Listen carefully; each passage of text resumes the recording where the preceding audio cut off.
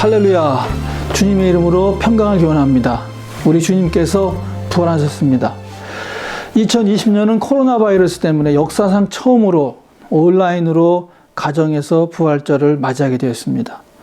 코로나 바이러스의 집단 감염을 방지하여서 우리 교인들의 건강과 또 이웃 지역사회 시민들의 안전과 건강을 위해서 강화된 사회적 거리 운동을 우리 교회가 적극적으로 동참합니다.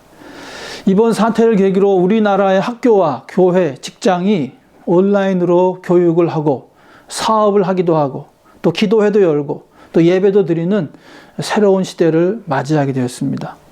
앞으로 코로나 같은 전염병이 주기적으로 발생하게 되면 오늘과 같은 상황이 반복될 수도 있다고 봅니다. 그러므로 새로운 시대, 비접촉 온라인 시대를 맞이해서 이러한 시대를 받아들이고 온라인으로 예배를 드린다 하여도 영과 진리로 예배할 수 있기를 기도합니다.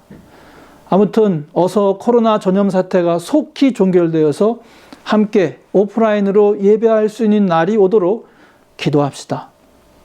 2016년에 조남주라는 작가가 82년생 김지영이라는 장편 소설을 써서 2년 만에 100만 부 판매를 달성하고 대만에서도 번역본으로, 일본에서도 번역본으로 나와서 수십만 부가 판매되었습니다. 작가가 맘충이라는 말에 충격을 받고 82년생 여자들이 직장과 가정에서 겪을 수 있었던 여러 가지 일들을 소설로 묘사해서 여성분들의 많은 인기를 얻었습니다. 그동안 여성에 대한 성차별의 여러 가지 문제점들이 부각되어서 오늘의 시대에도 큰 영향을 미친 소설입니다.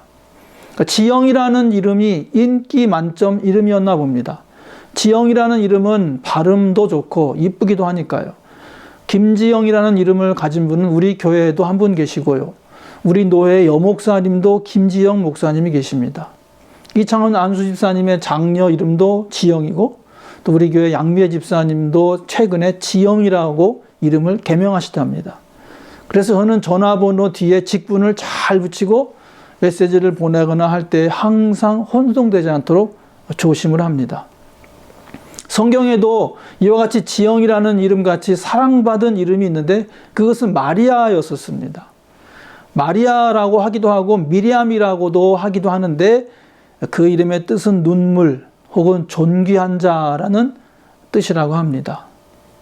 히브리어로는 미리암, 독일어로는 마리, 프랑스어로는 마리아, 영미에서는 메어리라는 이름으로 많이 쓰는 이름입니다. 그런데 남자 이름으로도 썼습니다. 시인 중에는 라이나 마리아 릴케도 마리아라는 이름을 썼고 축구 선수 중에는 아르헨티나의 선수 앙헬 디 마리아가 있습니다. 또 미인 중에는 러시아의 테니스 선수 마리아 샤라포바가 있습니다. 아무튼 마리아라는 이름이 흔하고 흔했습니다. 그래서 누가 누구인지 혼동되기도 하는 이름이 바로 마리아입니다. 신약 성경에는 마리아라는 이름이 51번이 나오게 되는데 마리아라는 이름을 쓰는 중요한 인물은 7명이 됩니다. 예수님의 어머니 마리아, 막달라 마리아, 야고보의 어머니 마리아, 글로바의 아내 마리아, 베다니의 마르다의 여동생 마리아, 또 마가의 어머니 마리아, 로마 교회의 마리아, 그리고 다른 또 마리아입니다. 오늘 예수님의 부활의 아침에 부활하신 예수님을 처음 만난 분이 바로 막달라 마리아입니다. 그런데 이 마리아의 이름이 많다가 보니까 막달라 마리아에 대한 여러 가지 복잡한 오해도 많았습니다. 이 마리아가 옥합을 깬 마리아인가 아닌가? 막달라 마리아가 유곽에서 일하는 창녀 출신인가 아닌가? 말이 많고 또 혼란스러운 곳이 많아서 계속 연구가 되어진 분이 바로 막달라 마리아입니다. 그런데 2016년에 로마 교양청에서는 막달라 마리아는 사도의 반열에 올렸고 사도 중에 사도라는 칭문을 받았습니다. 아주 훌륭하고 존경받을 만한 주님의 여제자였었습니다. 막달라 마리아는 갈릴리의 막달라라는 동네 출신입니다. 우리나라에서도 어머니 이름을 부를 때 부산댁, 마산댁 이렇게 출신을 따라서 부르기도 했습니다. 이 막달라라는 곳은 갈릴리 호수의 수산업 중심 중 하나였었습니다. 어부들이 고기를 잡아오면은 이 갈릴리 호수에서 나온 고기들을 소금으로 절여서 판매함으로 경제적으로 번성한 곳이 바로 막달라였었습니다. 그런데 이 성경에서 발견한 이 막달라 마리아에게는 7 귀신이 들렸었는데 주님께서 귀신들을 쫓아내시고 병을 고침받은 막달라 마리아는 주님의 충실한 제자가 되었습니다. 이 막달라의 마리아는 귀부인 과부였을 것이라고 추측합니다. 예수님의 사역을 돕는 마리아 중에 한 분이었었고, 예수님의 사역 중에 항상 같이 다닌 마리아 3분이 있었는데, 예수님의 어머니 마리아, 글로바의 아내 마리아, 그리고 막달라 마리아였습니다. 글로바의 아내 마리아와 막달라 마리아는 아마도 상당한 재산을 소유한 그런 분들이었기 때문에 예수님의 전도 사역을 후원할 수 있었던 것 같습니다. 막달라 마리아는 다른 마리아들과 함께 예수님께서 빌라도에게 고난받을 때, 재판받을 때 지켜보았고, 또 예수님의 십자가를 따라갔었고, 예수님께서 십자가에 못 박히실 때, 예수님께서 십자가 위에서 돌아가실 때 그 자리에 함께 하였습니다. 그리고 안식 후 첫날 예수님이 무덤에 가신 지 3일 후에 예수님의 시신에 부어드리는 몰약을 부어드리기 위해서 예수님의 무덤에 처음 찾아간 사람도 막달라 마리아였었습니다. 그런데 예수님의 무덤에 막달라 마리아가 가보니 예수님의 무덤 문이 열려 있었고 예수님의 시신은 없었습니다. 예수님께서 사망의 권세를 물리치시고 부활하셨습니다. 예수님의 빈 무덤은 예수님의 부활을 증명하는 한 이야기입니다. 물리적 증거라고 누누이 부활절마다 말씀을 드렸습니다. 이 빈 무덤은 초대교회 성도님들이 예수님의 부활하심을 증명하는 증거입니다. 저도 그렇게 가르쳤고 그렇게 믿고 있습니다. 예수님의 무덤이 비었기 때문에 예수님이 부활하신 것이다. 그런데 유대인들은 그 당시에 소문을 내되 제자들이 예수님의 시신을 훔쳐간 것이라고 소문내라고 하였습니다. 이것은 마태복음에도 기록되어 있습니다. 당시 사람들은 그 소문대로 예수님의 시신을 제자들이 훔쳐간 후에 예수님이 부활했다고 거짓말하고 다니는 것이라 라고 이렇게 이야기했습니다. 그런데 제자들이 예수님의 시신을 숨겨놓은 후에 예수님이 부활하셨다고 이렇게 어떻게 보면 사기치고 다니는 것인데 죽기까지 사기치는 사람들은 없습니다. 사기라면 다 탄로가 나고 또한 내부 고발자가 있어서 로마 군대에게 또한 제사장들에게 다 들키게 되어 있는데 그것이 불가능했습니다. 왜냐하면 예수님은 정말로 부활하시고 그 시신을 찾을 수가 없기 때문입니다. 주님의 이 빈 무덤은 아주 과학적이고 이성적이고 법률적으로도 부활을 믿게 하는 훌륭한 그런 주제, 이야기입니다. 그런데 이것이 가슴에 확 안 다가옵니다. 이성적 머리로는 이해가 되는데 주님의 부활을 가슴으로는 믿어지지 않을 때가 많습니다. 이 오늘 본문 말씀의 마리아의 부활 체험은 우리가 머리로 믿는 것하고는 다른 차원입니다. 이것은 저도 처음 다시 깨닫게 된 것입니다. 막달라 마리아는 빈 무덤의 신비와 증거보다는 사랑으로 주님의 부활을 체험했다는 점입니다. 빈 무덤을 발견한 베드로와 요한도 주님의 부활을 믿지 않았습니다. 주님께서 부활하실 것이라고 그렇게 여러 번 말씀했는데도 빈 무덤의 의미, 부활을 깨닫지 못했습니다. 요한복음에 읽은 부분에서 이렇게 말씀하고 있습니다. 요한복음 20장 8절 말씀에 그때야 무덤에 먼저 갔던 그 다른 제자도 들어가 보고 믿더라. 그런데 그 믿은 것이 뭐냐면은 20장 9절에 그들은 성경에 그가 죽은 자 가운데서 다시 살아나야 하리라 하신 말씀을 아직 알지 못하더라. 베드로와 요한은 주님의 빈 무덤은 믿었는데 주님의 부활하심은 아직 깨닫지 못했다는 말씀입니다. 그런데 마리아는 주님의 부활을 처음 발견하고 부활하신 주님을 체험하는 것입니다. 이것은 이성적으로 깨달아지는 것이 아니라 가슴으로 믿어지고 가슴으로 발견한 것입니다. 마리아는 사랑으로 주님의 부활을 체험했습니다. 이것이 우리가 부활을 알고 체험하는 것과는 다른 것입니다.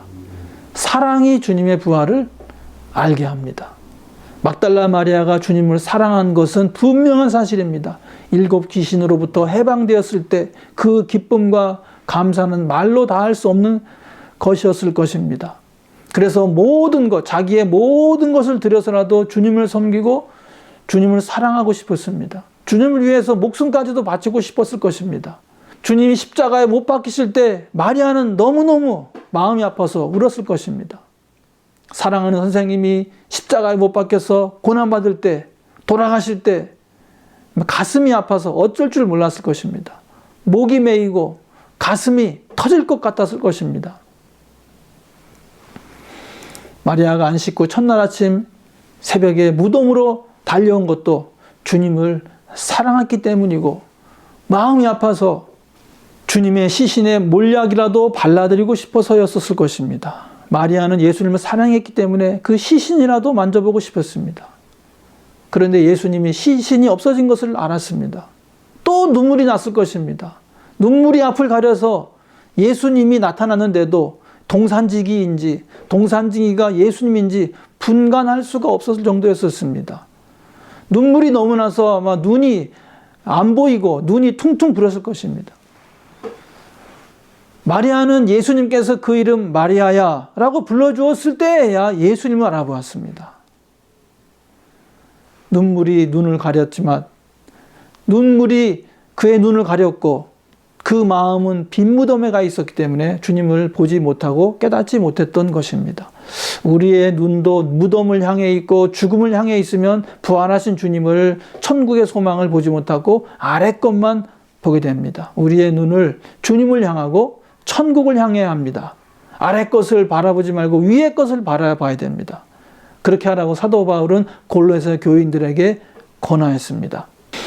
주님을 향한 사랑이 있으면 부활이 확실히 믿어지고 부활하신 주님을 우리 삶 속에서 구체적으로 만나게 될 것입니다. 주님을 향한 사랑은 없이 부활의 증거만을 내놓으라고 하기 때문에 주님의 부활이 믿어지지도 않고 체험되어지지도 않는 것입니다. 주님을 사랑하면 부활은 즉각 믿어집니다. 사도 요한은 사랑의 사도입니다. 요한이 이 복음서를 쓸 때에 막달라 마리아의 주님을 향한 사랑을 잘 보았습니다. 사랑이 예수님의 부활을 믿어지게 하고 이 사랑이 가장 중요한 것임을 깨달았습니다. 여자가, 그것도 귀신 들렸던 여자가 예수님의 부활의 첫 증인이 된다는 것은 당시 남성 중심 사회에서는 있을 수가 없는 충격적인 사건이었습니다. 그러나 요한은 확실히 증거하고 있습니다. 예수님을 사랑하는 여인이 부활의 첫 증인이다. 그리고 요한은 계속해서 사랑을 증언합니다. 하나님은 사랑이시라. 하나님을 사랑하라. 이웃을 사랑하라. 에베소 교회에게는 첫사랑을 회복하라 하고 합니다. 예수님의 새 계명도 서로 사랑하는 것이라고 알려주었습니다. 저도 새롭게 깨닫습니다. 부활하신 주님을 체험하는 길은 주님을 사랑하는 것입니다. 주님을 사랑하면 모든 것이 믿어집니다. 모든 것이 가능합니다. 모든 두려움을 물리칠 수 있습니다. 모든 것이 이해가 됩니다. 주님을 사랑하는 것은 어떤 것이겠습니까? 막달라 마리아처럼 주님께 가까이 나가서 주님과 시간을 많이 보내기 위해서 주님의 말씀을 읽고 기도하는 것입니다. 또는 베다니의 마리아처럼 주님을 위하여 물질을 들여서 주님의 사업에 헌신하는 것도 주님을 사랑하는 일일 것입니다. 주님을 사랑하는 또 다른 길은 이웃 사랑을 실천하는 것입니다. 주님께서는 이웃 사랑도 실천하라고 하셨습니다. 요한복음 4장 21절에 우리가 이 계명을 주께 받았나니 하나님을 사랑하는 자는 또한 그 형제를 사랑할지니라.